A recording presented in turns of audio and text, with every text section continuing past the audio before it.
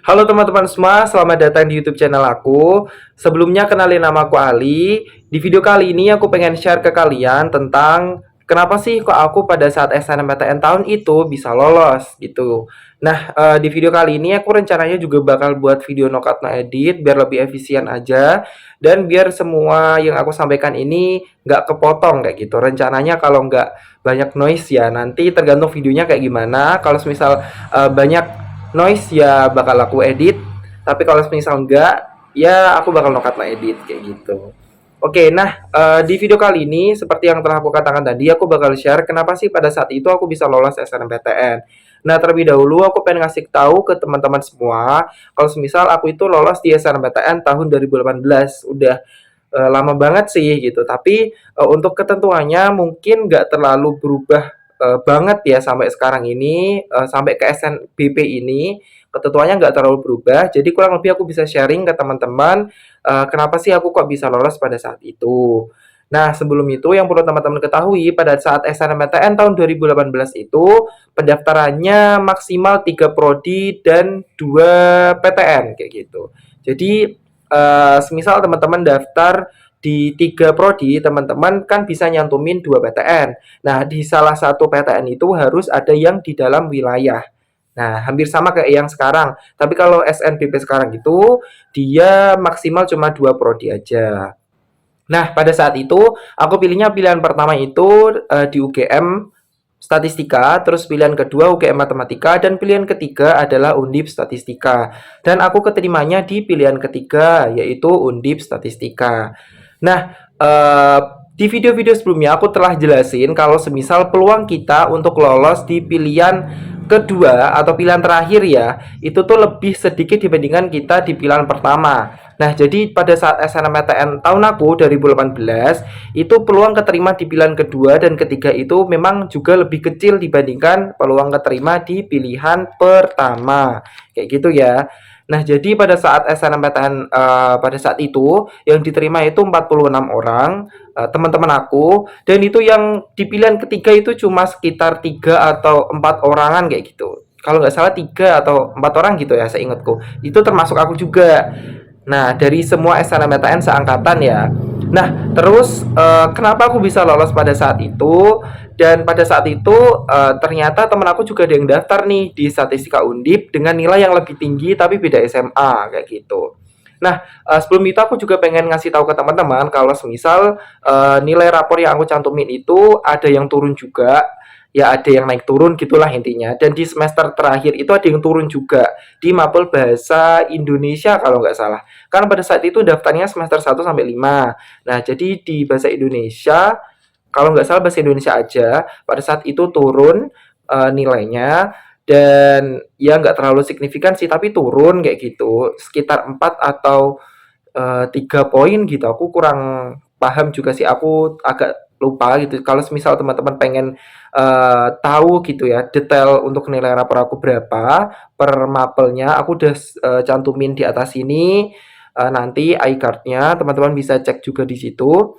Nah, terus pada saat itu rata-rata aku nggak terlalu banyak, dan pasti aku yakin udah kalah dengan temen aku yang daftar Statistika Undip di SMA lain gitu. Pokoknya ada teman aku yang daftar di Statistika Undip di SMA lain. Yang notabene itu SMA lebih favorit dibandingkan dengan SMA aku, dan ya emang lebih favorit gitu. Dan aku tahu kalau SMA itu lebih favorit daripada SMA aku. Nah, terus kata teman aku, seingat aku ya, dia itu daftar di Statistika Undip pilihan pertama.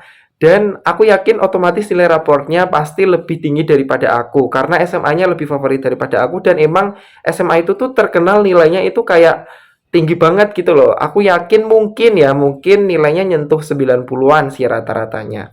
Dan dia itu naruhnya di pilihan pertama sedangkan aku di pilihan ketiga. Tapi yang lolos itu aku gitu. Aku nggak tahu itu kenapa, tapi mungkin dari hasil analis aku nanti aku bakal kasih tahu setelah aku jelasin ini. Nah, pada saat itu teman aku kan tadi naruhnya di pilihan pertama nih, pilihan pertama SNMPTN Statistika Undip, dan aku di pilihan terakhir dan yang lolos aku. Nah, kemudian selain itu juga teman aku itu naruh di pilihan keduanya itu yang jurusannya tuh lebih tinggi gitu loh, jurusannya lebih tinggi dengan alasan mungkin biar peluang lolos di pilihan pertama itu lebih besar kayak gitu. Nah, seingat aku kayak gitu. Nah, terus kemudian selain itu juga nilai aku ada yang 70-an gitu ya. Nilai aku ada yang 70-an di semester 1, 79 atau berapa di salah satu matkul di 6 mata pelajaran di salah satu mata pelajaran yang ada di penilaian SNMPTN. Nah, di penilaian SNMPTN pada saat itu kan ada 6 mapel ya untuk IPA maupun IPS. Nah, kalau IPA, matematika, fisika, kimia, biologi, bahasa Indonesia, bahasa Inggris. Nah, pokoknya di salah satu itu ada yang nilainya sekitar 79-an di semester 1. Aku masih ingat banget pokoknya ada, dan aku juga udah jelasin di video sebelumnya, itu ada nilai terendahku 79 atau berapa gitu. Nah, teman-teman bisa cek juga videonya, nanti aku sertakan di iCard, atau teman-teman bisa cari di playlist SNBP, SNBT, SNMPTN, SBMPTN. Teman-teman scroll aja ke bawah gitu ya. Nah, terus apa ya? terus terus pada saat itu juga aku agak gimana ya, agak nggak nyangka juga sih kenapa aku bisa lolos di SNMPTN setelah aku mengetahui teman aku itu daftar di SNMPTN dengan pilihan yang sama, namun dengan pilihan prodi yang sama dan universitas sama, namun nomornya itu berbeda gitu. Dia di pilihan pertama dan aku di pilihan terakhir. Kenapa aku yang bisa lolos? Aku sebenarnya agak terkejut pada saat itu. Dan mungkin alasannya itu ada beberapa alasan yang aku analisa kenapa aku bisa lolos dan temen aku enggak, yang nilainya lebih bagus, jelas-jelas lebih bagus, aku yakin itu kenapa nggak lolos gitu ya. Nah, untuk alasannya itu kenapa aku bisa lolos dan temen aku enggak, itu yang pertama menurut aku ya, yang pertama itu karena SMA-nya itu di blacklist gitu oleh pihak Undip gitu. Gitu ya. Setahu aku SMA dia itu kayak di blacklist gitu pihak Undip karena waktu itu ada yang keterima di Undip terus gak diambil gitu karena keterima di kedinasan atau apa gitu. Aku juga kurang paham. Rumor-rumornya kayak gitu untuk SMA-nya itu di blacklist gitu oleh pihak Undip. Jadi untuk berapa tahun itu emang nggak bisa untuk daftar di sana karena ya ada pengecualian kayak gitu tadi gitu. Terus yang kedua, alasannya kenapa? Karena alumniku itu banyak gitu ya. Meskipun alumni SMA-nya dia juga banyak, tapi itu mungkin tahun-tahun dulu gitu sebelum SMA aku. Nah, untuk yang kesini-kesini itu semakin banyak yang diterima SMA aku kayak gitu dari jalur SNMPTN. Ya karena bersambung kok bersambung karena nyambung di alasan yang pertama tadi karena dia itu di blacklist gitu SMA-nya kayak gitu. Jadi semakin banyak dari SMA-SMA lain yang keterima di Undip kayak gitu. Terus yang ketiga, alasannya kenapa? Karena mungkin aku nyertain sertifikat dan dia enggak kayak gitu. Pada saat itu aku nyertain 2 sertifikat. Aku udah bahas di video sebelumnya, teman-teman bisa cek di atas ini. Sertifikat yang aku cantumin yaitu tingkat nasional sama tingkat kabupaten. Meskipun yang tingkat nasional itu nggak jadi juara. Nah, terus kemudian alasannya kenapa? Karena mungkin udah itu aja sih. Mungkin cuma itu aja yang ingin aku sampaikan. Ya sekali lagi, mungkin dikarenakan beberapa alasan tadi ya, yaitu yang pertama SMA-nya di blacklist, terus yang kedua jumlah alumninya lebih banyak dari SMA-nya, jumlah alumni dari SMA aku, karena ya itu tadi SMA-nya di blacklist dari tahun-tahun sebelumnya juga.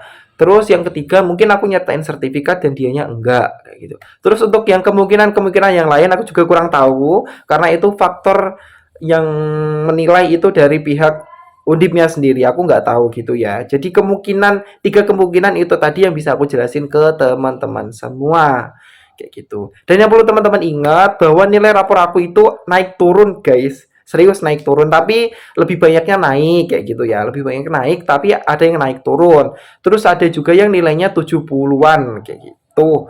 Nah, jadi untuk sedikit pesan aja sih ya, untuk video kali ini pesannya buat teman-teman jangan takut untuk daftar SNBP karena kemungkinan itu nggak ada yang tahu siapa yang lolos. Yang penting teman-teman persiapin aja, teman-teman cari tahu faktor-faktor yang mendukung untuk lolos di SNBP itu apa. Salah satunya ada beberapa macam faktor yang udah aku jelasin di video-video aku sebelumnya, teman-teman bisa cek. Dan jangan lupa buat subscribe juga channel YouTube aku dan bunyi notifikasinya serta like, komen dan share ya. Nah, terus lanjut ke pesannya. Jadi teman-teman jangan minder kalau misal daftar SNBP, teman-teman daftar di jurusan dan PTN yang teman-teman inginkan. Jangan asal-asalan ya teman-teman. Kalau semisal teman-teman asal-asalan terus keterima, nanti teman-teman nyesel sendiri gitu masuk ke jurusan itu. Ya sebenarnya terserah teman-teman sih, tapi kalau aku saranin yang sesuai dengan keinginan teman-teman aja, kayak gitu ya. Nah terus jangan lupa juga buat persiapkan untuk SNBP karena nggak ada yang tahu kemungkinan nanti lolos atau enggak. Seperti temen aku tadi nilainya tinggi tapi ternyata nggak lolos, yang lolos malah aku gitu ya.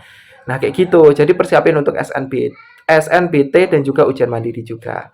Oke, sekian video kali ini. Terima kasih udah nonton. Mohon maaf kalau semisal videonya agak random ya kesana kemari. Tapi semoga teman-teman suka. Maka dari itu jangan lupa like, komen, serta share video aku. Dan jangan lupa buat klik tombol subscribe. Oke, see you next video. Bye-bye.